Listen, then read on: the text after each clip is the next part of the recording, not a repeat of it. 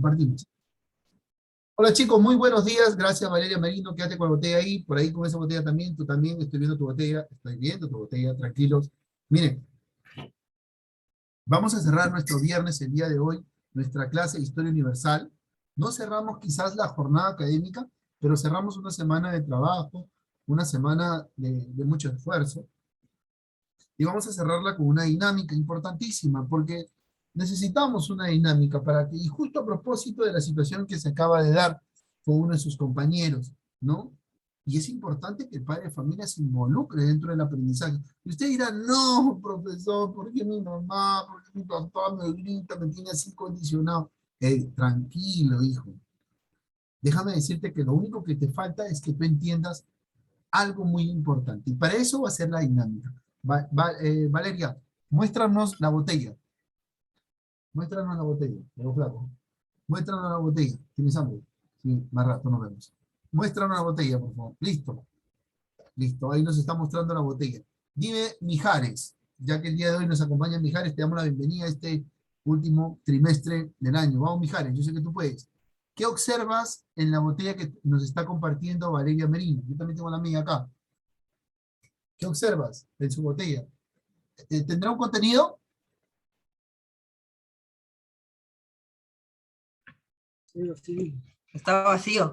Está vacío, al igual que la que yo tengo, ¿cierto? Tiene un poquito, una poca cantidad de agua. ¿Qué más nos puede decir tú, Fernando Salas? Provecho.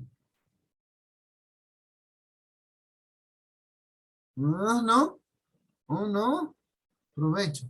Ya viene la hora del refrigerio, hijo. Ya viene el refrigerio. Yo también tengo por ahí una, por acá también está que me dice, tengo hambre, tengo hambre. Ya viene la hora del refrigerio, hay que saber esperar. ¿Sí? Vamos para ver, ahí tú, ¿qué observas? ¿Qué más? ¿Qué más pueden decir? ¿Cuáles son las características, por ejemplo, de la botella que tiene su compañera? Por ahí me dirán, profesor, veo una tapa, es una Plástico. de plástico, la que yo tengo es de vidrio, la que yo tengo tiene etiqueta roja, la de ella tiene etiqueta blanca. Hablen, no se queden callados, los que no... Camila, ¿dónde está Camila Una Salazar? tiene tapa y otra no. Ya, ya, no te preocupes, hija. Buenas, Camila, buenas tardes, profesor. ¿ah? Camila, ¿qué pasó? ¿Qué puso Buenas nerviosa? tardes, le estoy diciendo. Ah, Ah, no. Sí. Camila, ¿qué pasa? ¿Estás nerviosa, hija? ¿Qué pasó? No, nada, profesor. Ah, ya, pasa, hija, a veces nos ponemos nerviosos cuando pasan algunas situaciones en algunos momentos suscitados. A ver, Joaquín Caqueo 3. Joaquín Caqueo 3, dime, hijo, compárteme. ¿Cuáles son las características que tiene la botella de tu compañera? ¿O qué observas tú? Cecita Arcolán, Diego Obregón, voy a poner nota y solamente le voy a poner nota al que participa definitivamente. Nada. Uy, no, así estamos mal, pues. Michelle, Dígame, profe. ¿qué, qué más me puedes decir tú de las características que tiene tu compañera que está mostrando ahí la botella? La característica de la botella, perdón. Está hecha de plástico, sirve para almacenar agua. Voy para ahí, eso es lo que quiero. Sirve para Tiene una... almacenar algo, agua. En el caso de la botella, ya Valeria, perdón, Valeria, bájalo, hija. Miren, en el caso de la botella que yo tengo y la botella que tiene su compañera, son diferentes. Por ejemplo, de ella almacena agua, la mía almacena líquido, una gaseosa. De repente, ambas refrescan en un determinado tiempo, podemos acompañarla con una comida, nos va a servir de mucho. El agua es vida, la gaseosa, pues, prácticamente se utiliza como complemento en un almuerzo o algo, ¿no? Pero cumple algo. La gaseosa y los dos envases tienen un propósito. Ustedes se imaginan que si el agua o el contenido, ¿no? La botella tuviese un huequito o no tuviese tapa, el agua vendría o llegaría a nuestros hogares purificada. No, ¿cierto? Llegaría contaminada. ¿Ustedes se imaginan si la gaseosa llegara sin gas? ¿Han probado alguna vez una gaseosa sin gas? Uy, no sabe muy bien, Sí, ¿cierto? profe. No sabe muy bien, ¿cierto? Por lo tanto, la botella cumple un propósito, el envase cumple un propósito. Y usted, quiero que entienda la siguiente pregunta. ¿En qué se parece la botella a nosotros?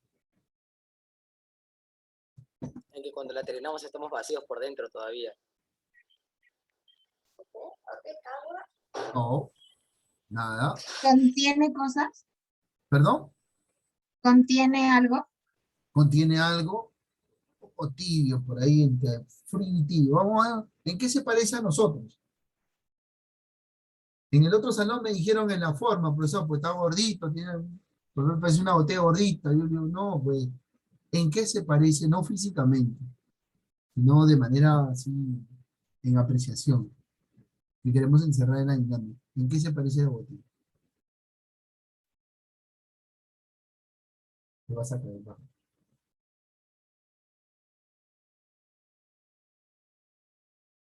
¿Manan?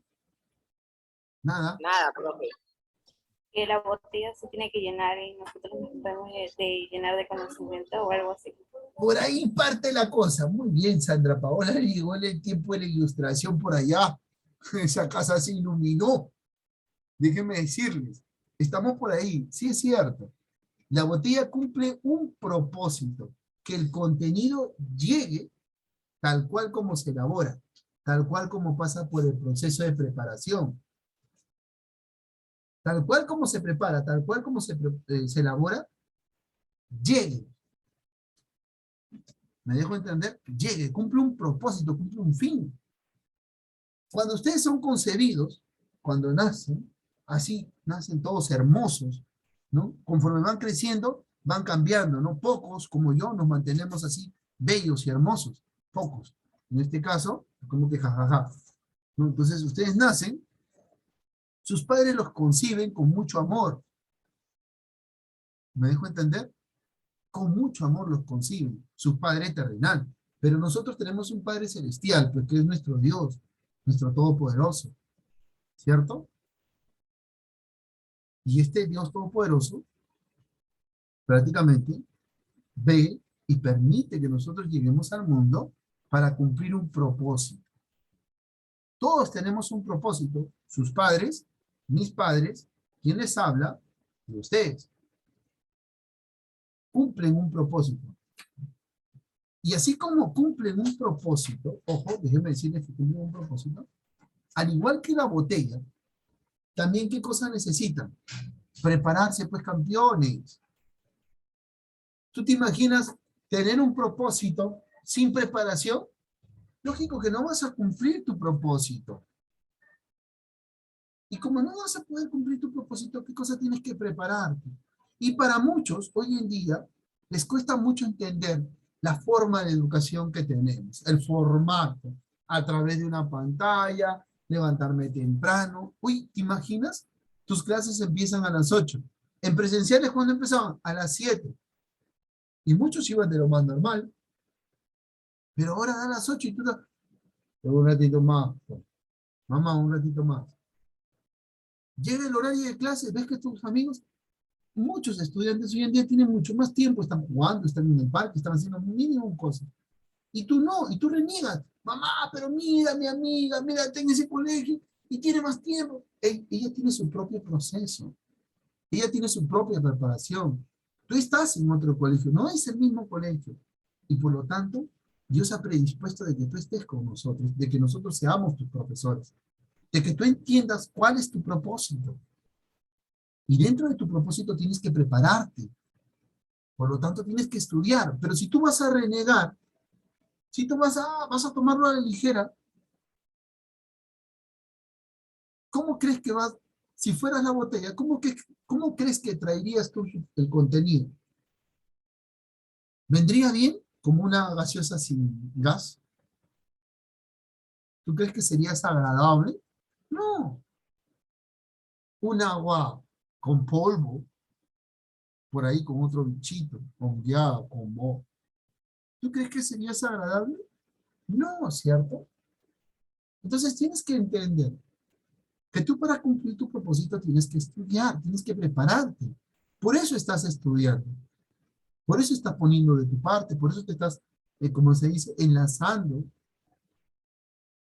Por eso estamos teniendo clases. Profesor, pero es diferente, que mucha tarea. Profesor, óigame, 7 días para resolver una tarea, ¿no te parece mucho? Es casi lo mismo. ¿Se acuerdan o no? Lunes teníamos clase de Historia Universal. ¿Cuándo revisaba la tarea? La siguiente clase. ¿Cuántos días pasaban? 7. Es lo mismo, pero en otro formato. ¿O me equivoco? Es lo mismo. Pero sin embargo, todavía nos quejamos. No, profesor. Hey, comprende.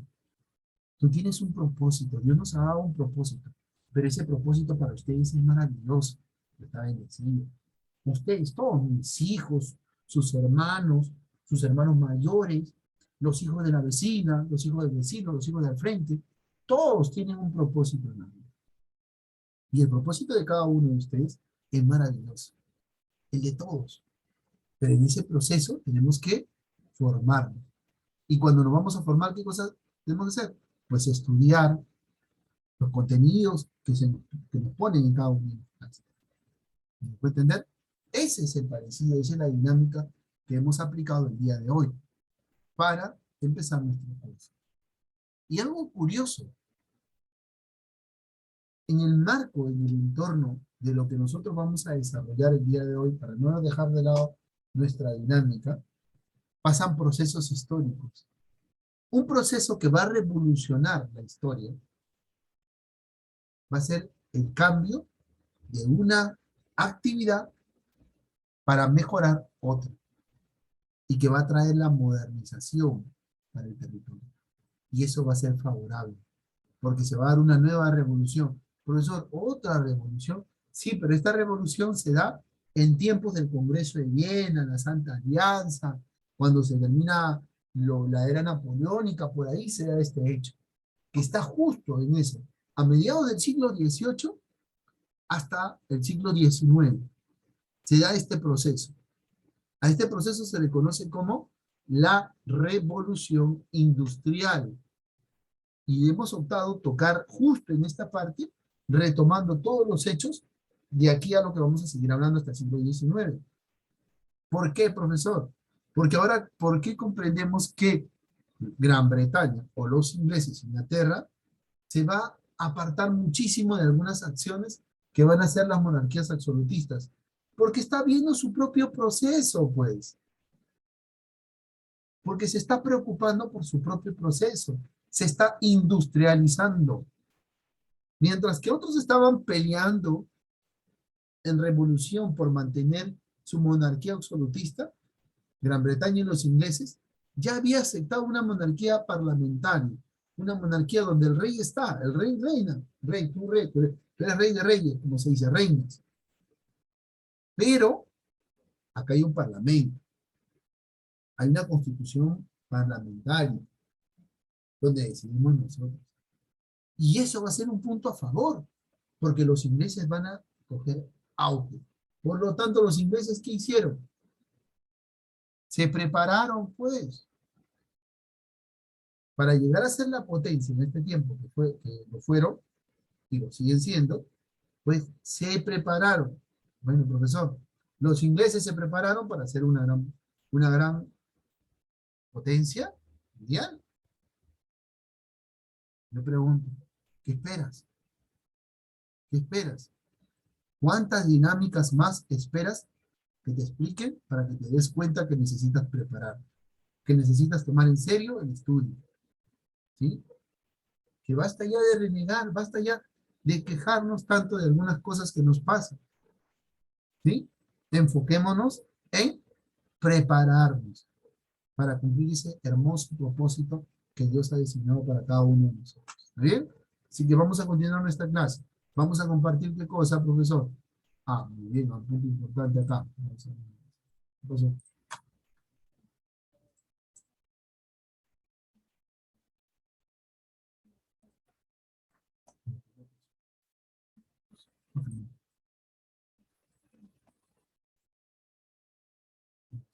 Trabajo con la manita, con la manita. Lo tiene tu mano. Dile que te lo doy. Vamos acá. Vamos a compartir. Uy, ¿qué pasó?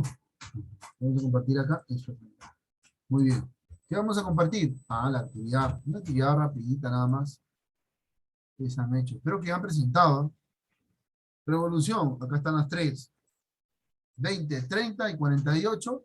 en pleno siglo XIX, 1820, 30 y 1848. Acá dice, los grupos intelectuales, estudiantes, obreros realizaron en París lo que se denominó las revoluciones liberales, ¿cierto? La de 1830 y 1848. ¿Contra quién? Carlos de Décimo. Décimo, correcto, 20 para ti. En 1848, una nueva revolución acabó con la monarquía de Luis Felipe de Orleans. exacto, correcto, Luis Felipe de Orleans. Y se proclama la república hasta la llegada al poder de el familiar directo de Napoleón Bonaparte, un sobrino. Napoleón III. Napoleón III. Napoleón III. Exacto, correcto. Los belgas se independizaron de los Países Bajos y redactaron una constitución que va a ser la segunda Liberal. liberal. Es la segunda constitución con características liberales, ¿no? De igualdad, libertad, ¿no? De derecho, ¿no? Recuerden ustedes que la primera constitución con aires liberales es la constitución que se redacta, ¿no? Después de la paz de Versalles, cuando se independiza los Estados Unidos, ¿cierto? Si no me equivoco, 1783. Si no me falla la memoria. 1783, que es la primera constitución con aires liberales. Vamos ahí teniendo el dato. Pregunta del examen, ojo. Vamos a ver. Ahora, profesor, enfoquémonos. Esa sí es la actividad. Yo sé que estoy seguro que va a haber mucho de ello. Miren, ya resuelto la práctica, vamos a enfocarnos en nuestro tema del día de hoy. Vamos a hablar acerca de un proceso importante dentro de la historia universal y lo que hemos ido conociendo. Listo. Vamos a hablar acerca de la revolución industrial. Si bien es cierto, lo primero que ustedes cuando investiguen, que es lo más probable, que pasa cuando no prestamos atención y no llevamos anotaciones, ¿no? A pesar de que los exámenes están condicionados a los contenidos que explicamos, usted a pesar de ello investiga todavía, pregunta, a ver, ¿en qué año se da la revolución industrial? Usted va a encontrar la gran mayoría de los años por ahí, por los años 1700, ¿sí? Pero no va a encontrar una fecha exacta. ¿Saben por qué? Porque la revolución industrial se da a través de un proceso paulatino, consecutivo, a mediados del siglo XVIII hasta el siglo XIX. ¿Me dejo entender? A mediados del siglo XVIII hasta el siglo XIX. Es un tema propio para estudiantes de tercer año de secundaria. Quienes saluda el profesor Jesús Narro Vázquez. Y esta va a ser una de las primeras revoluciones. Algunos consideran en la historia que una de las primeras revoluciones sería la revolución neolítica, cuando se da el paso de las elaboraciones de las armas de piedra percutada al paso de la piedra pulimentada. Cuando se da ese paso, consideran a ello la primera revolución, ¿no? En este caso porque se da un cambio. Y vamos rescatando. Entonces, profesor, se me viene a la mente y me voy entendiendo que cuando hablamos de revolución, hablamos de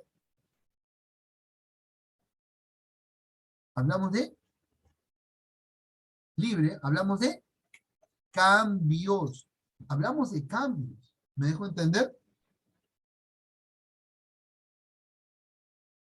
Por lo tanto, cuando nosotros nos expresamos de cambios, quiere decir, ojo, quiere decir, profesor, yo puedo estar con una ropa, el día de hoy me pongo un polito, me pongo una chompita casual, un jeansito, unos zapatitos, negativo, unos zapatitos, ¿no? Me visto bonito y mañana me cambio y mañana me pongo todo sport, a ese cambio. O sea, el cambio es así, de uno hacia otro, cambio total.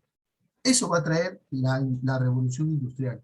Pero este cambio va a tener un enfoque a la parte industrial. Un momentito, profesor.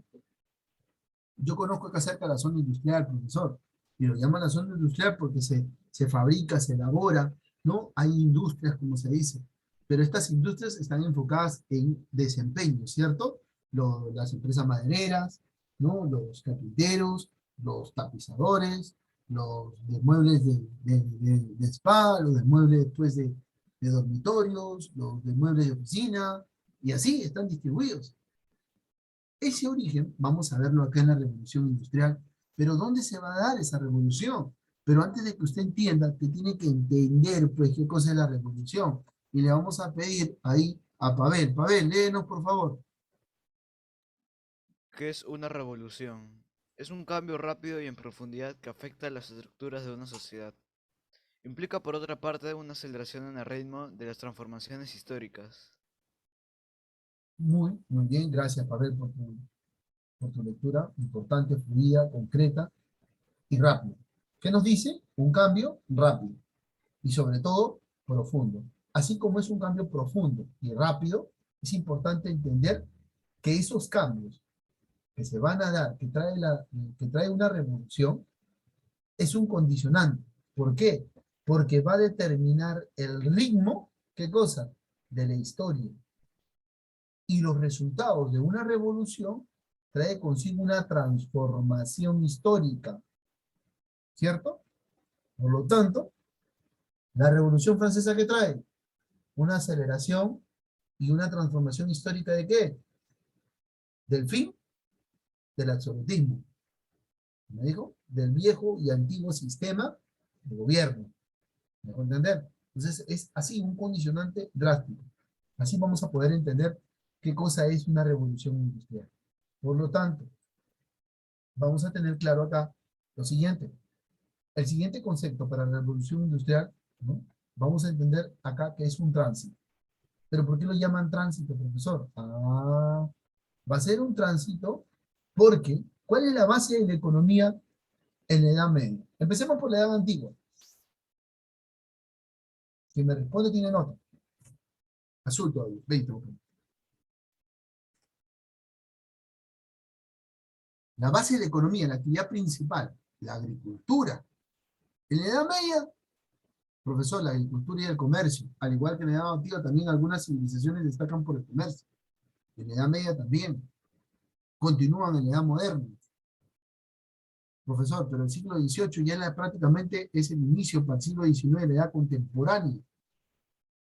Aquí cambia la cosa.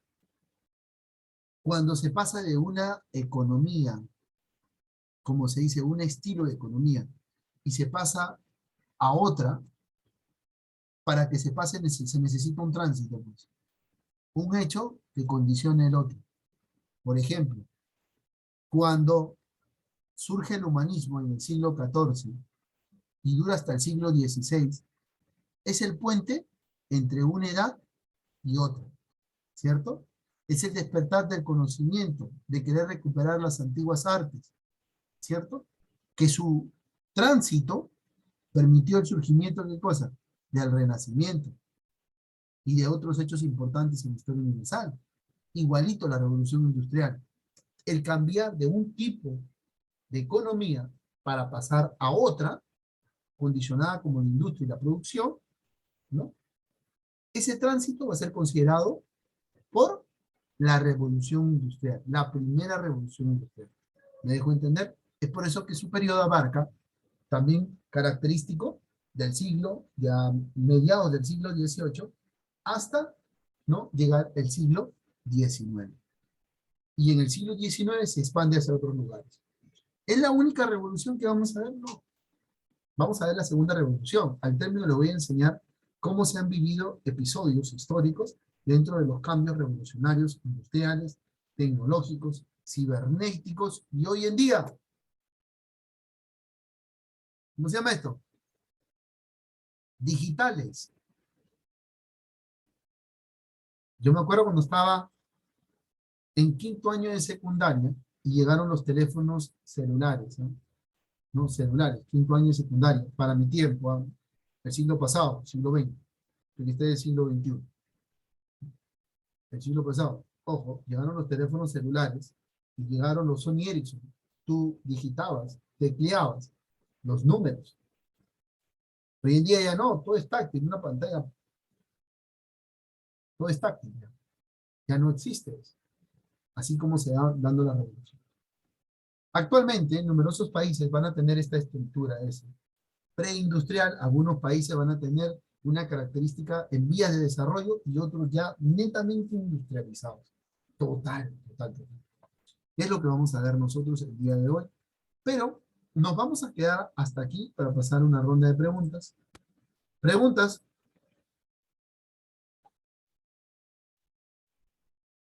Entonces, está quedando claro de que no tenemos fecha para la primera revolución industrial, sino, dato, mediados del siglo XVIII hasta el siglo XIX, donde se expande por toda Europa. Seguimos compartiendo entonces acá. Por lo tanto, en sus inicios vamos a tener una economía preindustrial. ¿Y a qué lo llamamos preindustrial? A todas aquellas acciones, ¿no?, que realizan los hombres en las diferentes zonas. ¿Y cómo son las zonas, profesor? Tenemos zonas, pues, rurales. Zonas rurales, el campo. Y son pocas las zonas urbanas. Y las zonas urbanas son las que hoy en día nuestra ciudad es urbana, pero está poblada, porque vinieron migraciones. Pero para este tiempo no están tan pobladas, pues. Las personas están distribuidas en el campo, en la zona rural. Y es ahí donde surge, donde se da esta preindustrialización. Ah, ojo acá. Vamos a ver acá. La base de la economía era la actividad agrícola, ¿no? O sea, la base de la actividad agraria, ¿no? La población, los campesinos, se encontraban en estas zonas rurales, ¿no? Claro que después estas se van a ir perfeccionando, se van a ir desarrollando y van a migrar, ¿no? En el caso de Perú todavía tenemos zonas marcadas como rurales, como urbanas, también las ciudades en este caso, vamos teniendo. Es aquí donde va a surgir la necesidad. ¿Pero por qué surge la necesidad? Esto va a ser un determinante, la demografía. La demografía. Uno, al aumento de población,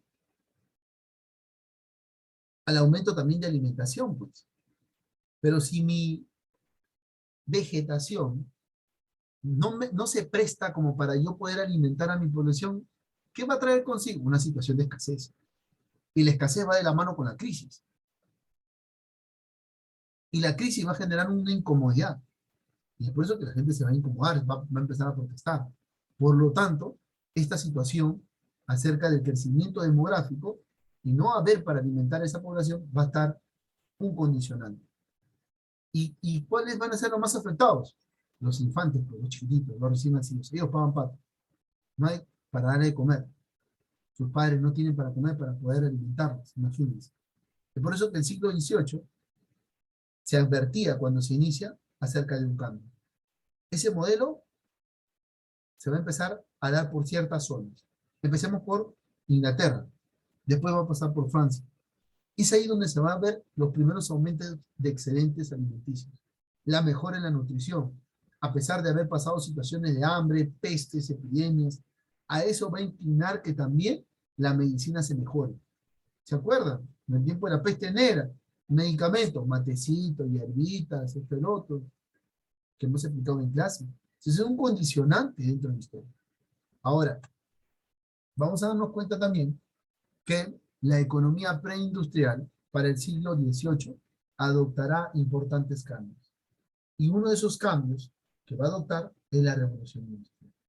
Por lo tanto, cuando se aplica la revolución industrial, cuando se empieza a dar esa revolución industrial, coge un término como protoindustrialización. Y se va a manifestar esta de acá en el comercio y también en la industria doméstica. En la industria doméstica porque se va a buscar perfeccionar algo. En el comercio porque se va a producir, como se dice, objetos manufacturados que va a permitir, como se dice, la acumulación de cierto capital, ¿no? Para poder invertir en una futura industria moderna. Pero es en el campo, el domestic system, ¿no? La industria doméstica, donde se va a resaltar y se podría decir que marca el precedente para el inicio de la revolución industrial. ¿Cierto? Eso y más vamos a venir después de estos 10 minutos que ya cogimos 4, ¿no? Para poder regresar de estos minutos. Sumamos los minutos que hemos perdido, ¿sí? Por favor, para volver a ingresar.